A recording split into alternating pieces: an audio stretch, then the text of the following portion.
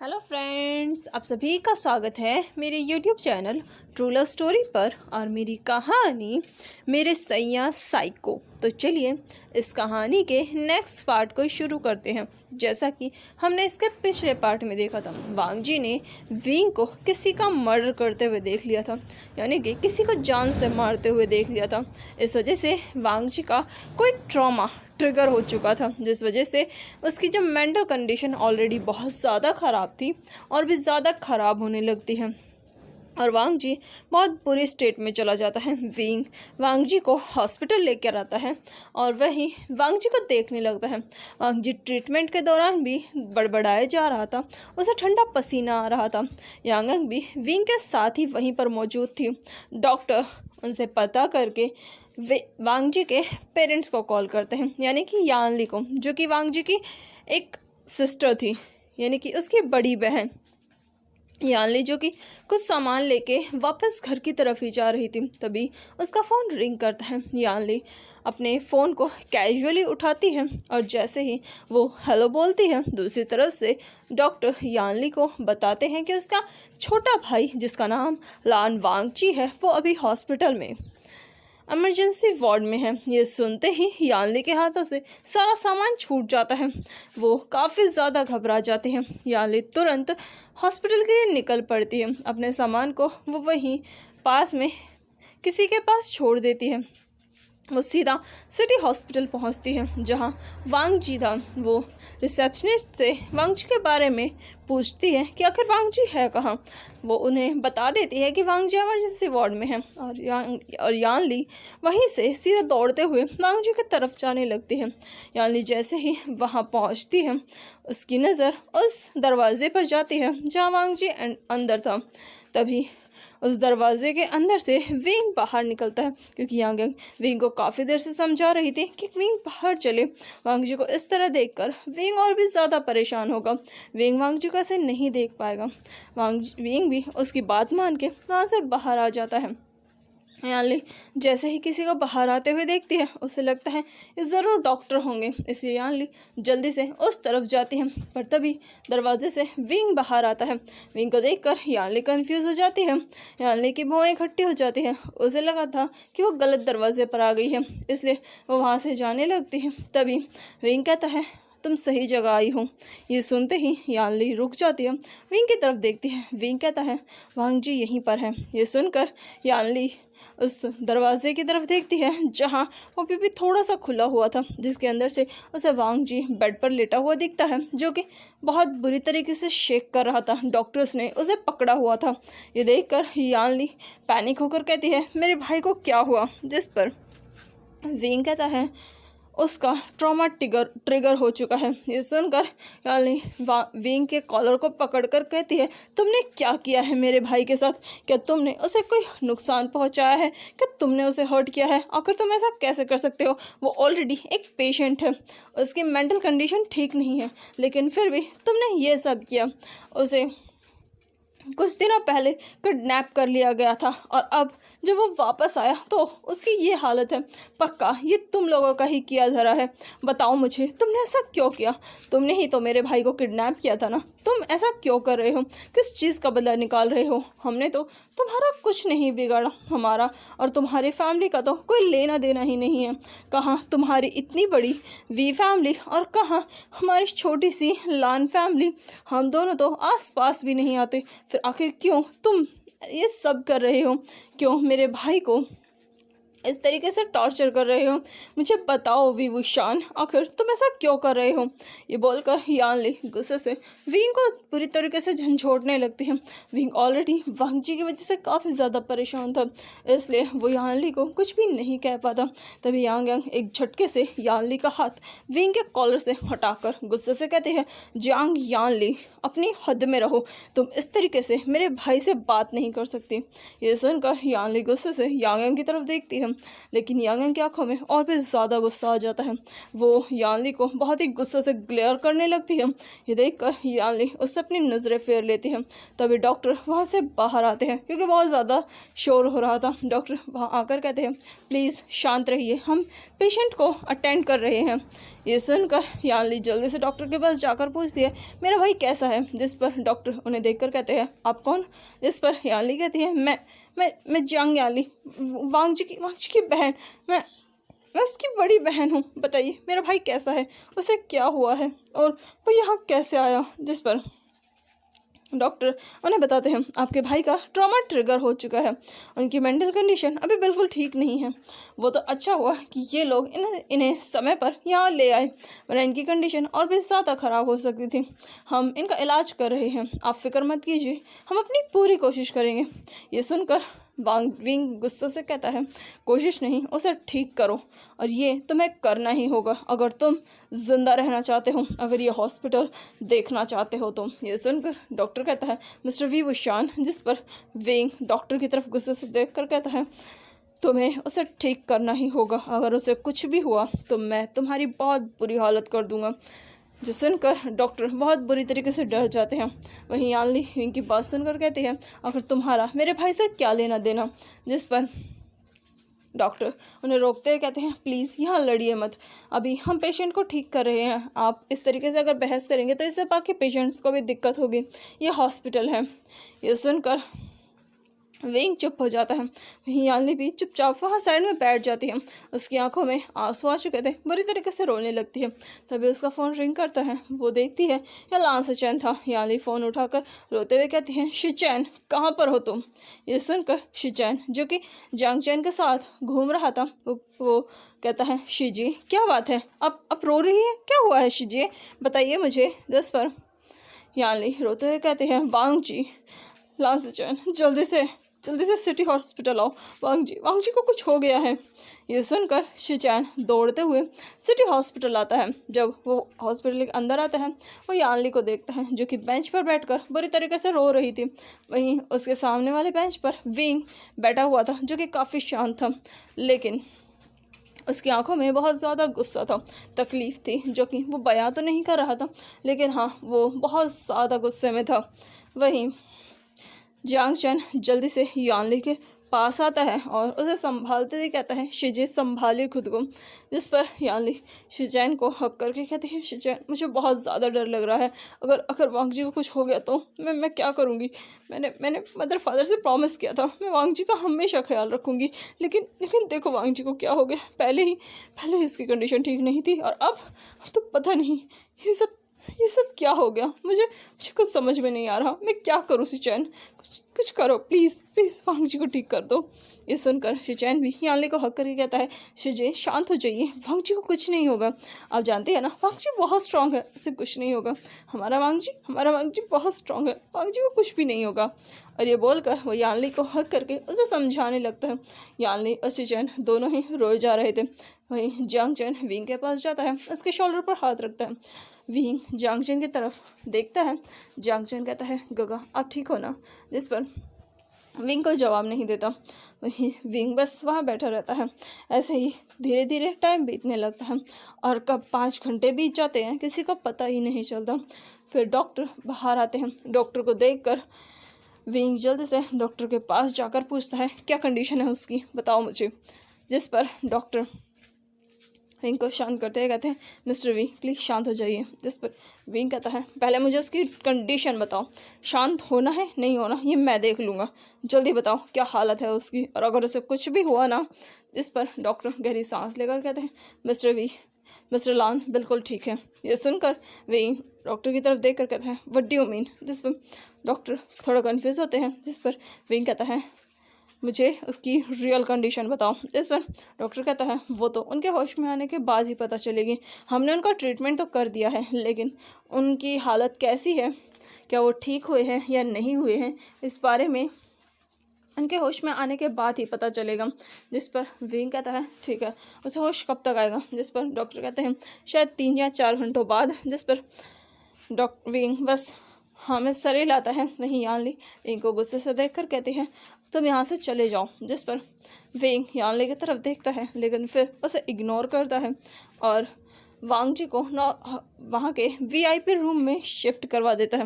वांग जी को VIP room में shift कर दिया जाता है। वहीं विंग वांग जी के पास ही बैठ जाता है। यानली तो विंग को वहाँ से भेजना चाहती थी, भगाना चाहती थी, लेकिन वो चाहकर भी ये नहीं कर सकते थे। जांगचन भी बस विंग के साथ रुका हुआ था। वहीं लान सेचैन जांगचन को देखकर उसे आंखों से इशारा कर रहा था कि वो यहाँ से जाए, लेकिन जांगचन भी वहाँ से नहीं हिलता। आखिर उसके भाई का सवाल है, वो भला अपने बड़े भाई को यहाँ अकेला कैसे छोड़ सकता है। जांगचन वहीं विंग के पास ही रुकता है। धीरे धीरे टाइम बीतने लगता है। सब लोग वांग जी के उठने का वेट कर रहे थे और वांग जी जो कि अभी भी अपनी अनकॉन्शियस कंडीशन में था, उसे देखकर विंग काफ़ी ज़्यादा परेशान हो चुका था। वहीं दूसरी तरफ हम वी चोंगसे को देखते हैं, जो कि अभी एक डील क्रैक करने आए थे। तभी वहाँ पर उनके पास यांगिंग आती है। यांगिंग जो कि विंग को वहाँ छोड़कर सीधा इस डील के लिए आ चुकी थी, क्योंकि यहाँ पर एक बहुत बड़ी डील होने वाली थी और विंग इसी डील के लिए जा रहा था, लेकिन बीच में उस पर अटैक हो गया। और जब विंग हॉस्पिटल गया, यांगिंग ने अपने फादर को मैसेज कर दिया कि वो इस डील को खुद देख ले, जिस पर उसके फादर भी मान गए, क्योंकि वो ऑलरेडी कुछ काम तो कर नहीं रहे थे। इसलिए उन्होंने सोचा कि क्यों ना ये डील ही वो क्रैक करवा ले, और इसलिए वो इस तरफ ही आए हुए थे। लेकिन उनका पर्सनल असिस्टेंट नहीं आया था, इसलिए यांगिंग को अपने फादर के पास आना पड़ा। वो अपने फादर के साथ उस डील के लिए जाते हैं, जहां वो पर्सन उनके साथ उस डील को अच्छे से क्रैक कर लेता है और फिर वो लोग वापस जाने लगते हैं। तभी विजांग से यांगिंग से थोड़ा सीरियस होकर पूछते हैं, विंग को क्या हुआ है। ये सुनकर यांगिंग थोड़ा सा सक पका जाती है, अपने फादर की तरफ देखती है, जहाँ विजांग से के फेस पर कोई एक्सप्रेशन नहीं थे। यांगिंग भी बिना किसी एक्सप्रेशन के साथ पूछती है, किस बारे में फादर, आप किस बारे में बात कर रहे हैं। भाई को तो कुछ नहीं हुआ है, वो बिल्कुल ठीक है, और मैंने आपको बताया ना, बीच में हमारे ऊपर अटैक हो चुका था, इस वजह से भाई थोड़ा इंजर्ड हो गए थे, इसलिए वो हॉस्पिटल में हैं। ये सुनकर विचांग से उसकी आंखों में आंखें डालकर कहते हैं, क्या तुम्हें मैं बेवकूफ़ दिखाई देता हूँ। ये सुनकर यांगिंग कहते हैं, फादर आप ऐसा क्वेश्चन क्यों कर रहे हैं। जिस पर विचांग से कहते हैं, तुमने कहा विंग इंजर्ड हो गया था, इसलिए वो यहाँ नहीं आ पाया। क्या तुम्हें मैं बेवकूफ़ दिखता हूँ। क्या मुझे नहीं पता कि विंग भले ही कितना भी इंजर्ड क्यों ना हो जाए, वो कभी भी इस तरीके की डील्स को नहीं छोड़ता, कभी भी अपने वर्क को नहीं छोड़ता। लेकिन आज वो इस डील के लिए नहीं आया, जबकि वो इस डील के लिए इतने दिनों से ट्राई कर रहा था, और अब जब उसे मौका मिला वो पीछे हट गया। आखिर चल क्या रहा है, मुझे पता है तुम बच्चों के बीच में बहुत कुछ चलता रहता है, लेकिन इस बार मैटर थोड़ा सीरियस है। बताओ मुझे बात क्या है, क्योंकि इस बार विंग ने अपने काम को साइड में रखा है, जो कि उसके लिए सबसे पहले आता था, यानी कि अपनी फैमिली से भी पहले वो काम को प्रायोरिटी देता था। लेकिन आज उसने काम को छोड़ा है। ज़रूर उसके लिए उससे भी इम्पॉर्टेंट कोई चीज़ होगी, तो मुझे खुद बताती हो या फिर मैं खुद इस बारे में पता करूं। अगर मैंने पता किया तो ये तुम्हारे लिए बिल्कुल भी अच्छा नहीं होगा। मैं तुम तीनों को नहीं छोड़ूंगा अगर कोई बहुत बड़ी बात हुई तो। ऐसा सुनकर यांगिंग थोड़ा शांत रहती हैं, फिर अपने फादर की तरफ देखती हैं और थोड़ा सीरियस वॉइस में कहती हैं, फादर आपको इस तरीके से बिहेव नहीं करना चाहिए। हम भले ही आपके बच्चे हैं, लेकिन कुछ हमारी भी पर्सनल लाइफ है, इसलिए हमारी पर्सनल लाइफ में इंटरफेयर करने की ज़रूरत नहीं है आपको। हम जो करते हैं अपनी मर्ज़ी से करते हैं। और रही बात आपके बिज़नेस की, तो हमने उसे बहुत अच्छे से टेक ओवर कर लिया है। अब आपको बिज़नेस में काम करने की कोई ज़रूरत नहीं है, ना ही आपको अंडर वर्ल्ड या माफिया वर्ल्ड को देखने की ज़रूरत है। ये दोनों चीज़ें भी हमने हैंडल कर ली हैं। अब आप किस चीज़ के लिए इतना परेशान हो रहे हैं। हम अपनी लाइफ में कुछ भी करें, इससे आपको कोई लेना देना नहीं होना चाहिए।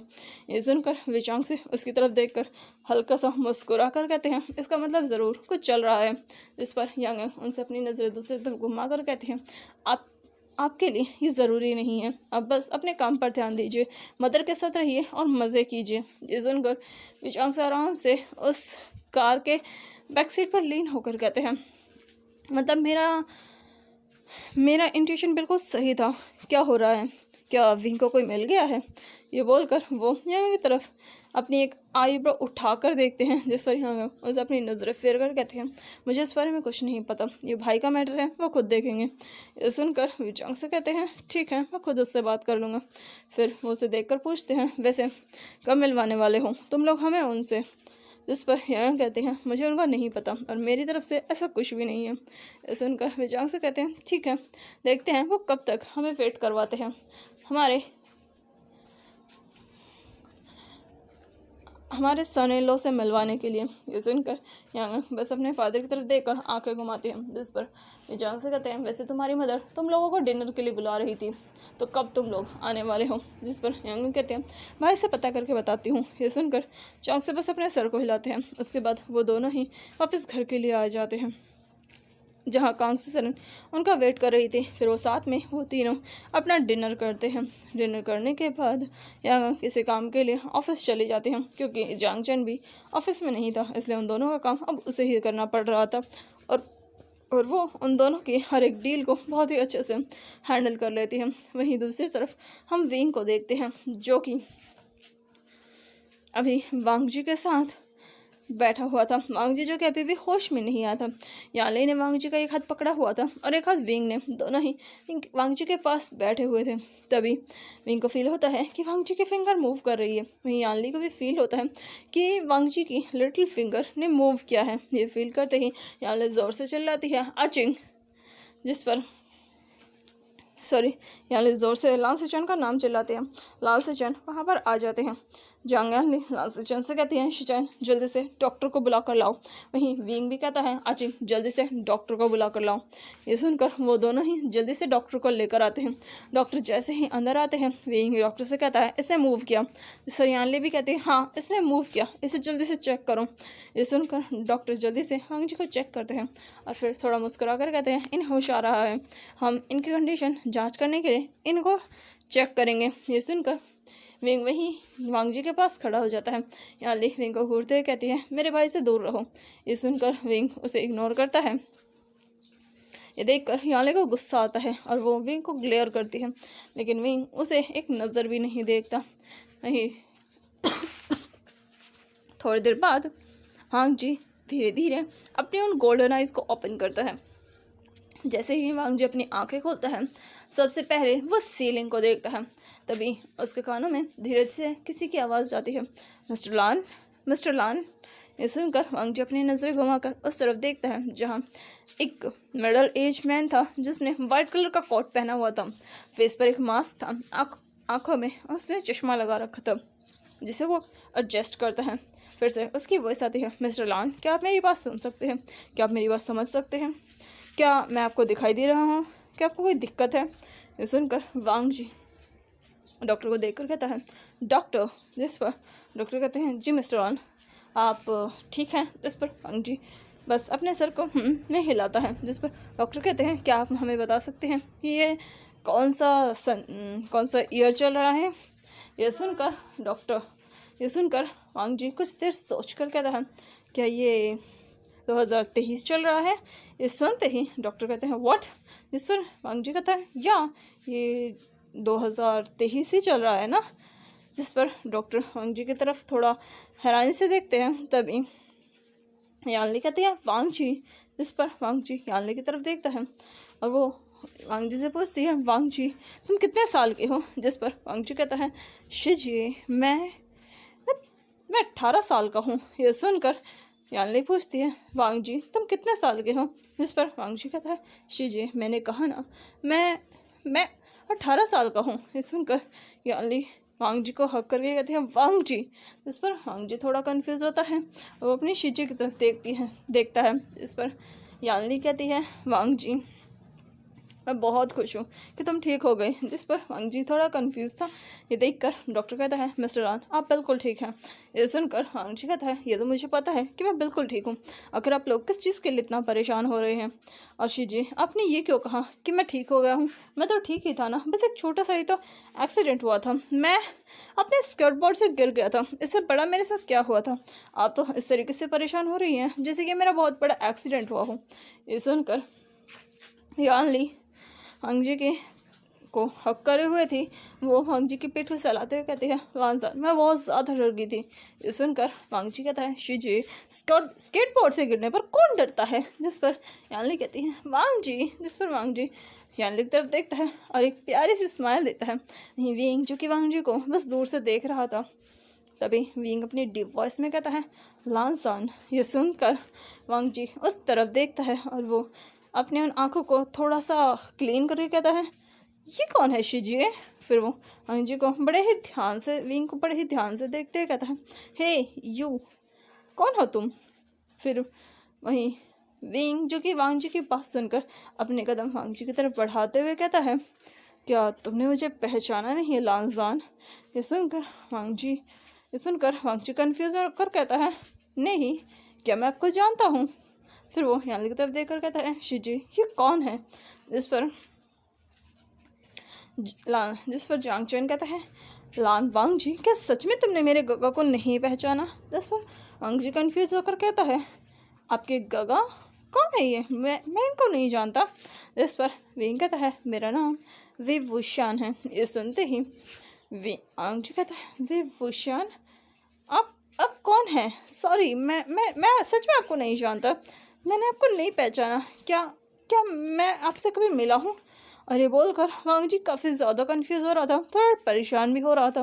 ये देखकर डॉक्टर विंग से कहते हैं, मिस्टर वी प्लीज़ आप इन्हें ज़्यादा स्ट्रेस मत दीजिए, वरना इनकी हालत ख़राब हो सकती है, हमें इन्हें थोड़ा आराम करने देना चाहिए। अभी इनकी कंडीशन ठीक हुई है, इन्हें स्टेबल होने में टाइम लगेगा। ये सुनकर विंग मैं वांग जी को देख रहा था, तभी जैंगचन कहता है कि प्लीज़ चलिए यहाँ से, अभी उसे ठीक हो जाने दीजिए। ये देखकर विंग वहाँ से चला जाता है। विंग बाहर आकर डॉक्टर से के कॉलर को पकड़कर पूछता है, ऐसे क्या हुआ है? जिस पर डॉक्टर कहते हैं, लगता है इनकी जो मेमोरी गई थी वो वापस आ चुकी है। ये सुनकर विंग की आंखें छोटी हो जाती हैं। डॉक्टर कहते हैं, हाँ, इनकी मेमोरी जो गई थी वो वापस आ गई है, और ये अपने उन 2 सालों की और ये सुनकर विंग कहता है, तुम कहना क्या चाहते हो? जिस पर डॉक्टर कहता है, मेरे कहने का मतलब है कि इन्हें 2 साल की मेमोरी याद नहीं है, या यूँ कहीं शायद ये आपको भूल चुके हैं, क्योंकि आप शायद इनको इन 2 सालों के बीच में ही मिले हों। ये सुनकर विंग को याद आता है कि हाँ, वो जो वांग जी से मिला था उसकी मेमोरी जा चुकी थी, वांग जी अपने उस लिटिल स्पेस से बाहर आ चुका है। विंग पूछता है, क्या सच में वो ठीक हो गया है? इस पर डॉक्टर कहते हैं, हाँ, वो अपने उस लिटिल स्पेस से बाहर आ चुके हैं, वो अब पूरी तरीके से ठीक हो चुके हैं। ये सुनकर विंग कहता है, इसका मतलब मेरा लिटिल स्पेस बॉय अब कभी वापस नहीं आएगा। और ये बोलकर विंग थोड़ा उदास हो जाता है, जो कि उसकी आंखों में दिख रहा था, क्योंकि विंग के फेस पर कोई एक्सप्रेशन आ ही नहीं रहे थे, वो एक्सप्रेशन लेस था। उसकी आंखें ही उसकी बातें कर रही थी, उसकी आंखों में ही हर एक एक्सप्रेशन विजिबल हो रहा था, उसके फेस पर कोई भी एक्सप्रेशन नहीं था। और विंग फिर वहाँ से जाते हुए कहता है, ठीक है, अगर उसे मैं याद नहीं हूँ तो मेरा यहाँ रुकना बेकार है। और ये बोलकर विंग वहाँ से चला जाता है। जांग चैन जो कि विंग को जाते हुए देखकर कहता है, लगता है गगा सैड हो गए। और ये बोलकर वो भी विंग के पीछे पीछे वहाँ से चला जाता है। वहीं दूसरी तरफ यानली जो कि वांग जी को बहुत ही टाइटली हक करे हुए थी, वांग जी कहता है, शीजिए मुझे इस तरीके से हक करना बंद कीजिए, अब तो मेरा दम घोट कर ही मुझे मार दोगे। ये सुनकर यानली वांग जी की फेस को अपने हाथों से होल्ड करती है, उसके पूरे फेस पर किस करते हुए कहते हैं, रमजान मैं बता नहीं सकती मैं कितनी ज़्यादा खुश हूँ तुम्हें इस तरीके से देखकर। जिस पर वांग जी कहता है, शीजी हुआ क्या है? जिस पर यानली वांग जी को बस देख ही जा रही थी। वहीं वांग जी फिर लांसीचन से पूछता है, गगा आप बताइए हुआ क्या है मुझे? जिस पर लांसीचन कहते हैं, बस पूछो मत, तुम्हें क्या हुआ था? सुनकर वांग जी कहता है, बताओ ना गगा, क्या कुछ ऐसा हुआ था जिस बारे में मुझे पता होना चाहिए? इस पर लांसीचन कहते हैं, वांग जी ये 2023 नहीं 2025 चल रहा है। ये सुनकर वांग जी की आंखें बड़ी होकर कहती है, क्या 2025? 2 साल कहाँ चले गए? जिस पर यानली कहते हैं, वांग जी 2 सालों से तुम अपनी मेमोरी लॉस कर चुके थे। ये सुनकर वांग जी कहता है, क्या मेमोरी लॉस? आप कहना क्या चाहती हैं? जिस पर यानली कहती है, वांग जी तुम 2 सालों से अपने एक लिटिल स्पेस में कैद थे, तुमने खुद को एक जगह कैद कर लिया था और तुम्हारी मेमोरी जा चुकी थी, तुम बिल्कुल एक छोटे बच्चे बन चुके थे, तुम अपने बचपन में वापस जा चुके थे, अपने चाइल्डहुड में। सुनकर वांग जी कहता है, मैं अपने चाइल्डहुड में? जिस पर लांसीचन कहते हैं, हाँ, तुम 4 साल के बच्चे बन चुके थे। और ये बोलकर वो वांग जी को सब कुछ बताते हैं जो कि इन 2 सालों में हुआ। वांग जी ये सब जानकर बहुत ज़्यादा हैरान था। फिर वो यानली की तरफ देख कर कहता है, शीजिए मैं ठीक हो गया, इस पर यानली कहती है तुम बिल्कुल ठीक हो गए। और ये सुनकर वांग जी की आंखों में भी खुशी के आंसू आ जाते हैं, क्योंकि उसे पता ही नहीं था उसने 2 सालों में क्या कुछ खो दिया। वांग जी फिर शिजी को टाइटली हक करके कहते हैं, इसका मतलब शिजी अब मैं 20 साल का हो चुका हूँ। जिस पर यानली कहते हैं अब तुम 20 साल के हो चुके हो। जिस पर वो लान सुजान की तरफ देखकर कहता है, और भाई अब 21 के हो। ये सुनकर लान सुजान अपने हाथों को फोल्ड करके कहता है मैं 21 का हूँ, तुमसे 1 साल बड़ा। जिस पर यानली दोनों के सर पर मारती हैं। जिस पर वांग जी कहता है, इसका मतलब शिजी अब 26 की हैं। इस सुनकर यानली कहती है जिस पर वांग जी कहता है अब मैं उससे 6 साल बड़ी हूँ। इस पर यानली बस वांग जी के चिक्स को पुल करती है। वांग जी काफ़ी क्यूट फेस बनाता है, देखकर यानली उसके फॉरहेड पर किस करती है। फिर वांग जी आराम से अपने बेड पर लेट जाता है। वांग जी यानली तरफ देखकर कहता है, यानली वो कौन था। जिस पर यानली कन्फ्यूज हो जाती है। तभी वांग जी कहता है, वही जो कि मेरे सामने आया था, उसने अपना नाम विभूषण बताया था, कौन है वो। ये सुनकर यानली कहते हैं तुम्हें इसके बारे में जानने की ज़रूरत नहीं है। ये सुनकर वांग जी कहता है लेकिन शिजी। जिस पर यानली कहते हैं वांग जी तुम्हारी तबीयत ठीक नहीं है, तुम आराम करो। और ये बोलकर वो शिचैन को लेकर वहाँ से चली जाती है। वही वांग जी विंग के बारे में सोचने लगता है, आखिर वो कौन था जिसके बारे में उसकी शिजे उसे बात करने से भी मना कर रही थी। वांग जी ये सब सोचते सोचते सो जाता है, क्योंकि उसके जो मेडिसिन लगाई गई थी वो उस पर असर कर रही थी, और वांग जी एक गहरी नींद में चला जाता है। वहीं दूसरी तरफ विंग जो कि वहाँ से सीधा एक फार्म हाउस पर जाता है, जो कि विंग का खुद का था। विंग वहाँ पर जाकर अपने सोफे पर बैठ जाता है। विंग अपनी आंखें बंद करता है। उसकी आंखों के सामने वांग जी के साथ बिताए वो हर एक पल आ रहे थे, कैसे वो अपने वांग जी के साथ, अपने उस लिटिल बॉय के साथ कितना ज़्यादा हैप्पी था। लेकिन अब उसका वो लिटिल बॉय उसे दूर हो चुका है। विंग जो कि ये सब सोच रहा था, विंग की आंखें खुलती है, उसकी आंखें बिल्कुल रेड हो चुकी थी, उसमें इतना ज़्यादा गुस्सा आ रहा था। विंग वहाँ पर अपने एक हाथ को ज़ोर से उस टेबल पर मारता है, ज़ोर से चिल्लाता है, लान वांग जी तुम मुझे कैसे भूल सकते हो, तुम कैसे मुझे भूल सकते हो, मैं तुम्हारा हस्बैंड हूँ, शादी हुई है हमारी, और तुम मुझे भूल गए कैसे वांग जी तुम मुझे नहीं भूल सकते, और तुम मुझसे दूर भी नहीं जा सकते, क्योंकि तुम मेरे हो, सिर्फ मेरे। अगर तुम मुझे भूल भी जाओगे ना, फिर भी तुम्हें मेरे पास ही आना पड़ेगा, मैं तुम्हें मजबूर कर दूंगा लान वांग जी। और ये बोलकर वांग जी विंग गुस्से से फिर से अपने हाथ को उस टेबल पर मारता है, और वो टेबल 2 टुकड़ों में वहीं बिखर जाती है। विंग ने इतने ज़ोर से जो पंच किया था, विंग फिर वहाँ से उठता है। उसके हाथ पे चोट लग गई थी, लेकिन विंग को इस चीज़ की कोई परवाह नहीं थी। विंग वहाँ से सीधा बार काउंटर पर जाता है, जो कि उसके घर में ही बना हुआ था। वो वहाँ से एक वाइन की बॉटल उठाता है और उसे वहीं पर ग्लास में डालकर पीने लगता है। विंग जो कि बहुत ज़्यादा वाइन पी रहा था, वो एक बोतल को ख़त्म करता है, फिर दूसरी खोलता है, उसको ख़त्म करता है, फिर तीसरी खोलता है। ऐसे ही करते करते वो पूरी 5 बोतल वाइन की पी लेता है। विंग पूरी तरीके से नशे में झूम रहा था। उसका सर जो कि वहाँ पर उस टेबल पर आराम से रेस्ट कर रहा था, उसके हाथ में अभी भी एक भरा हुआ वाइन का ग्लास था, जिसे हिलाते हुए विंग कह रहा था, लानसान तुम मुझे कैसे बोल सकते हो, वांग जी मेरे पास वापस आ जाओ, मुझे तुम्हारी ज़रूरत है लिटिल बॉय, मेरे पास वापस आ जाओ, आई नीड यू, प्लीज़ मेरे पास वापस आ जाओ वांग जी। अजान लानसान मेरे लिटिल बॉय, तुम्हारे सैया को तुम्हारी ज़रूरत है, तुम्हारे साइको सैया को, तुम्हारे इस हस्बैंड को तुम्हारी ज़रूरत है। और ये बोलते हुए विंग उस ग्लास को भी पी लेता है, लेकिन उसी के साथ वो ग्लास ज़मीन पर गिर जाता है और विंग वहीं पर अनकॉन्शियस हो जाता है, क्योंकि उसने इतनी ज़्यादा ड्रिंक कर ली थी कि वो हैंडल नहीं कर पाता और वहीं पर ही सो जाता है। तभी उस रूम में कोई एंटर करता है उस घर में, और वो जब विंग को इस तरीके से देखता है, अपने सर को हिलाता है।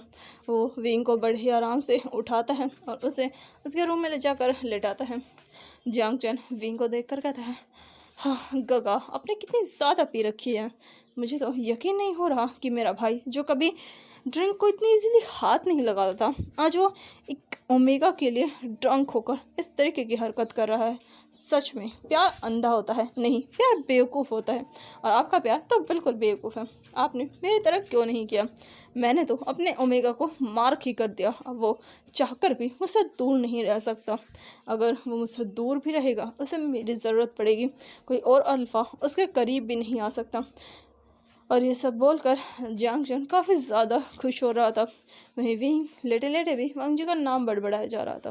ये देखकर जियांग चैन अपने वालों में हाथ मार कर कहता है, हाँ, उस ओमेगा ने मेरे गगा को बिल्कुल क्रेजी कर दिया है अपने लिए। अब पता नहीं उस बेचारे ओमेगा का क्या होगा, क्योंकि जिसके पीछे भी वो शान क्रेजी हो जाए उसकी तो हालत ऑलरेडी ख़राब कर देता है। और अब तो इसे इसका ओमेगा मिल चुका है। पता नहीं ये उस बेचारे ओमेगा की क्या हालत करेगा।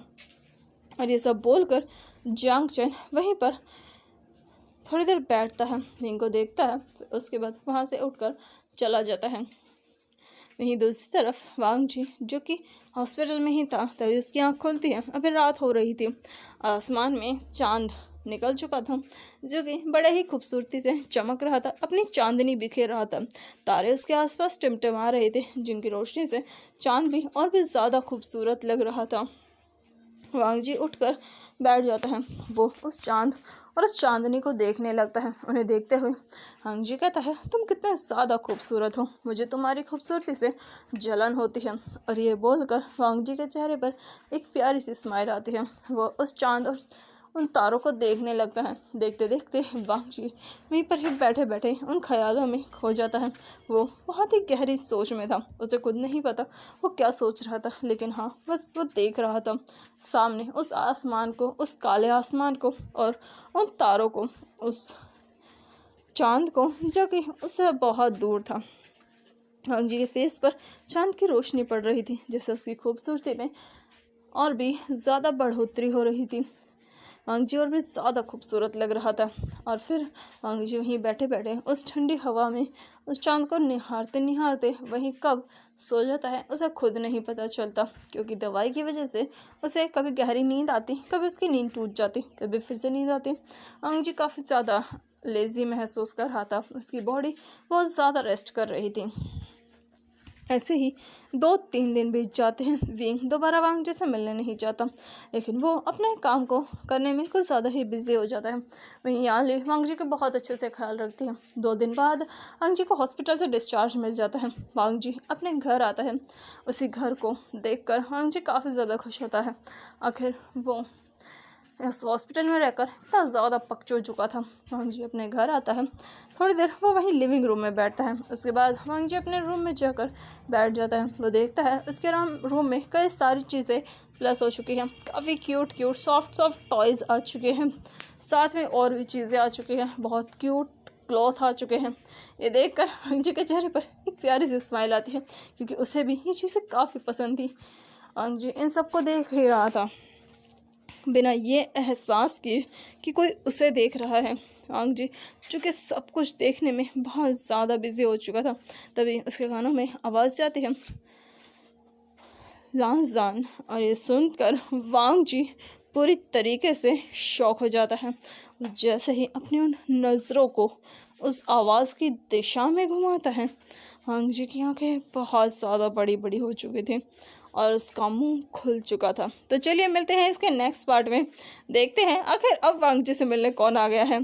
तब तक के लिए मेरे चैनल को लाइक कीजिए, शेयर कीजिए, सब्सक्राइब कीजिए और हाँ, कमेंट करना ना भूलें। Thank you, bye bye and take care.